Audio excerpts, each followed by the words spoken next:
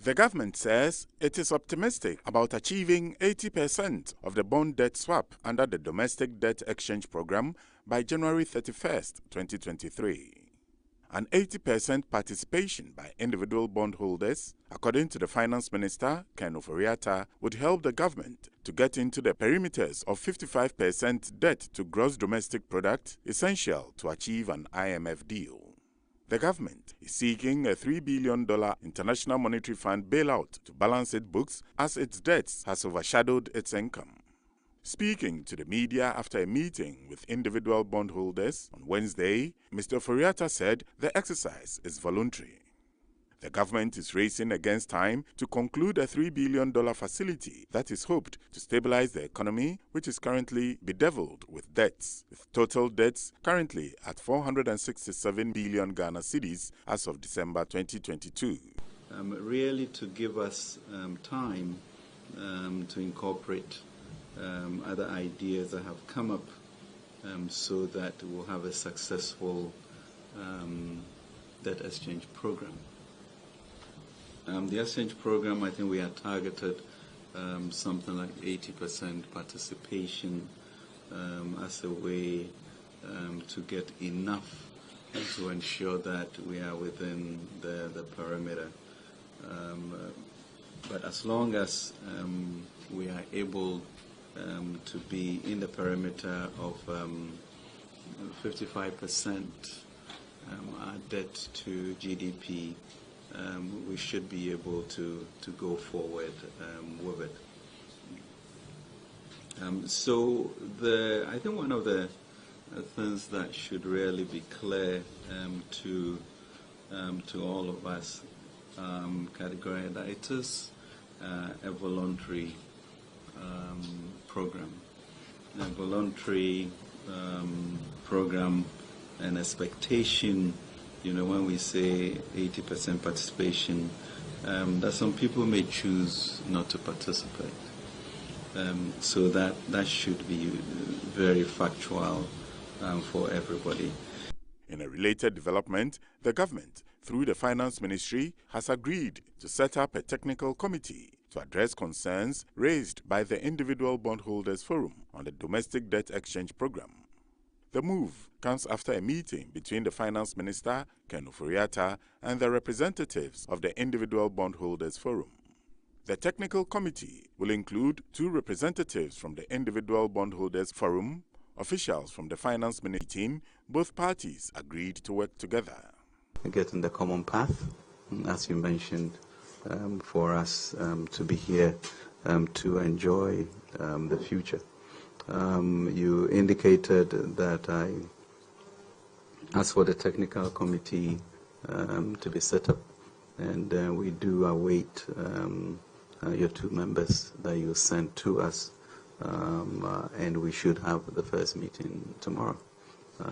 So it is of urgency. It's important. We must signal to the country that we can indeed circle the wagons and work within our limitations, but ensure that we all come out ahead somewhat, even with our limited resources. The Individual Bondholders Forum has been intensifying calls for the government to exclude individual bondholders who have collective investment schemes from the entire debt restructuring exercise. Although the group has welcomed the government's decision to extend the deadline for the Domestic Debt Exchange Program to 31st January 2023, the convener of the forum, Senyor Hosi, maintains that the debt exchange program in its current structure is a problem, but has promised to cooperate with government. Look, we are here together right now. We are trying to work together. So we are going to work together to solve this thing for Mother Ghana. No crime committed, and I trust the government. But he also had his reasons, He has a book to work on.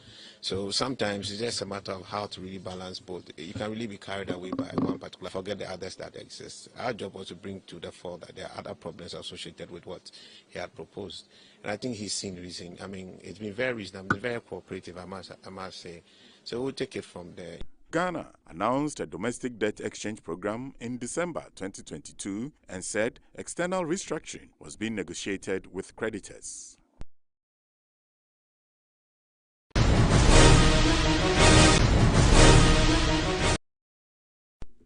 The producer price inflation rate for December 2022 was 52.2%, down from 78.1% the previous month.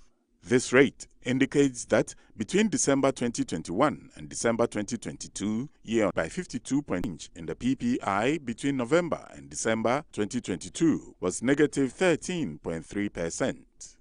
The producer price inflation in the construction sector decreased to 65.7% in December 2022 from 94.3% in November 2022. In the services sector, the rate decreased from 12.6% in November 2022 to 10.0% in December 2022. Mining and quarrying at 73.4%, manufacturing at 64.2%, transport and storage at 63.6% recorded rates above the national average, while information and communication activity recorded the lowest of 2.7% in December 2022. The Producer Price Index measures the average change over time in the prices domestic producers receive for their output. It is a measure of inflation at a wholesale level that is compiled from thousands of indices measuring producer prices by industry and product category.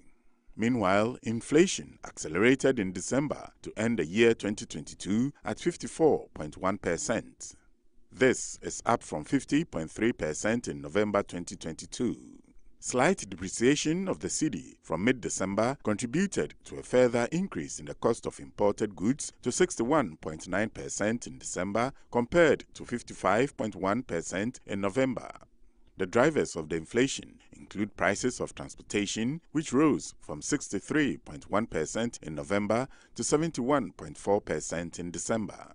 Another contributor, the cost of utilities, also increased to 82.3% in December from 79.1% recorded in November. Food inflation accelerated from 47.9% in November to 59.7% in December. Rate of inflation for the month of December 2022 stood at 54.1%. This indicates a 3.8 percentage point increase from the rate that was recorded for the month of November 2022, which stood at 50.3%. It will be recalled that between October 2022 and November 2022, the percentage point difference was about 9.9%, and this has slowed down to 3.8 percentage points between the month of November and December 2022. Disaggregating this from a regional perspective, Greater Accra region recorded the highest rate of inflation of 66.7%, Volta region recording the least inflation of 35.6%. So between the regions with the highest and the lowest items.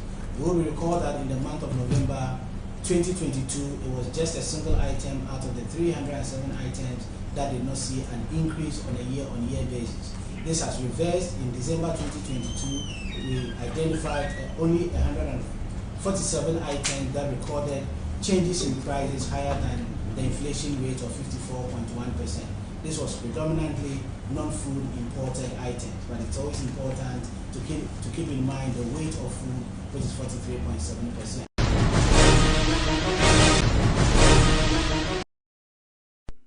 Test run for the newly constructed Kumasi International Airport has begun, according to aviationghana.com. The ongoing test run is imperative ahead of the operationalization of the facility for scheduled and charter flights sometime this year. The Kumasi Airport project, valued at about £125 million, comprises the extension of the runway from 1,981 meters to 2,300 meters that can accommodate Boeing 737-800 series aircraft, the construction of a new two-story ultra-modern terminal, construction of additional aprons, restaurants, shopping and parking areas, and a ring road around the airport. The project contractor is Measures Contractor Construction UK Limited.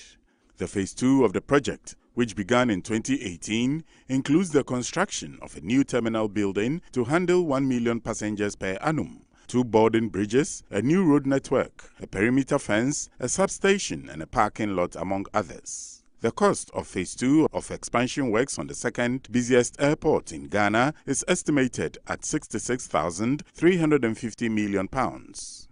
Phase 3 of the Kumasi Airport expansion project involves the extension of the existing runway pavement, construction of a new taxi link and 2 apron parking stands, an air traffic control building and a fire station. The cost for this phase is estimated at £58,900,000.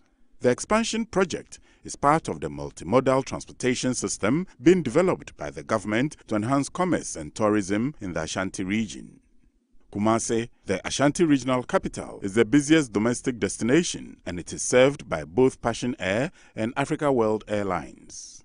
Ghana Airports Company Limited data show that for 2022, more than 800,000 people traveled by air domestically, with the Kumasi Airport receiving the second largest passenger throughput. The Ashanti region is the most populous and one of the fastest growing regions in the country, with an estimated population of 4 million. Over the past 2 decades, there has been rapid growth in commercial activities in the city, chiefly because of its ideal location in the middle belt of the country.